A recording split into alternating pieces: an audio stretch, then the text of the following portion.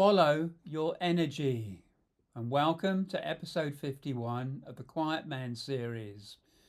Quiet Man series is a series of daily broadcasts on each chapter of the book Listening, Laughing and Learning, and this is the 51st episode. So welcome, follow your energy. In the last few years, I've become very aware of the importance of following my energy and doing the things that I love to do, and delegating or subcontracting the things that I absolutely am appalled by. And what it does, it fundamentally comes back to your own character. Now, my character is very intuitive and very sensing of the world around me. When it comes to process, when it comes to bureaucracy, when it comes to dotting the I's and crossing the T's, it fills me with horror. And I can remember in the early days when I was doing all the modelling for Perfect Teams, which is based on the 12 characters around a clock face, 4 of those characters are led by the head. They are detail-oriented, they are process-oriented. And I was writing up the profile for one of them, and I could feel myself inwardly cringing as I described this character. So that is not me. That is not my energy. That is not a place for me to be. And the funny thing is, this reflects in organisations.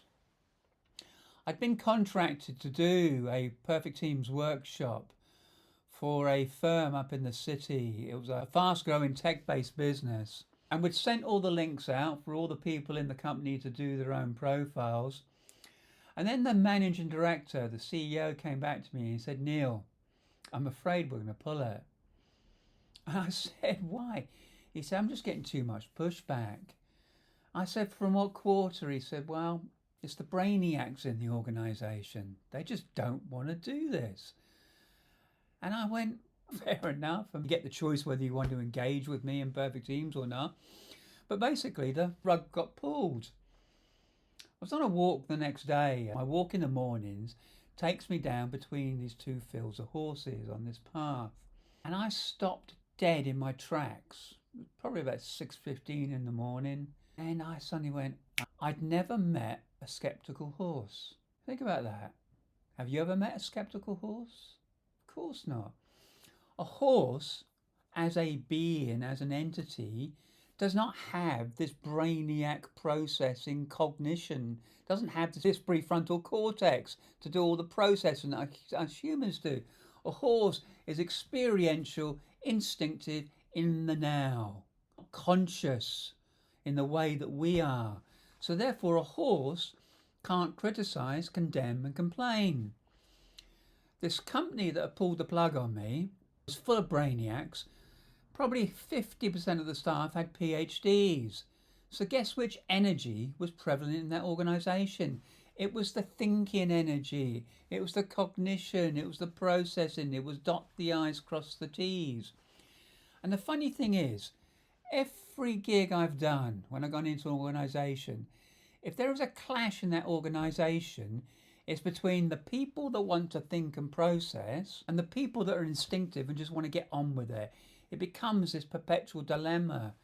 And if you remember a few chapters back, I gave you what I called the dueling banjos, the 2 different culture sets in 2 different organisations. One was very instinctive and very feel-oriented, and the other one was very cognitive. And it was like pistols at dawn, swords at dawn, wasn't it?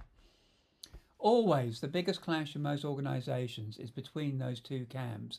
The ones that want to go into the detail and process, the ones that just want to get on with it, and damn the consequences. After this moment, this realisation that I've never met a sceptical horse, I wrote an article. If you go on the website, there's a whole series of articles on there. Look for the Sceptical Horse. And I sent that out as a mail shot. And I got some grief. I had this one chap that came back to me, and he basically just said one liner. He said, "Never come across so much horse shite in my life."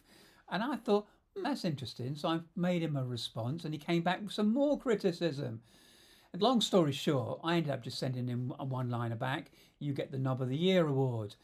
The thing is, I know, and I'm long enough in the tooth to know, that the way people react to something, especially in a confrontational situation, especially when they overreact, especially when they get angry, get furious, get confrontational and aggressive.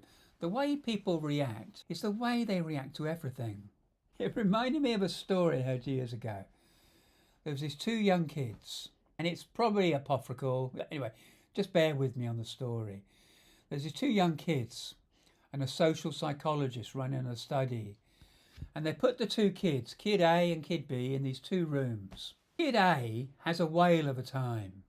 Kid B just takes one look, goes to the corner, sits on a stool and starts sobbing. When they bring the kids out and they interview them, they said to Kid B, who had sat on the stool and sobbed, "Why?" He said, "Well, you just put me in a room on my own with a pile of horse shit." "Oh, right." They said to Kid A, "What happened there?" And he said, "Well, you put me in this room and there's so much horse shit there, I thought there must be a pony in here somewhere." Fundamentally, it's a difference in attitudes, isn't it?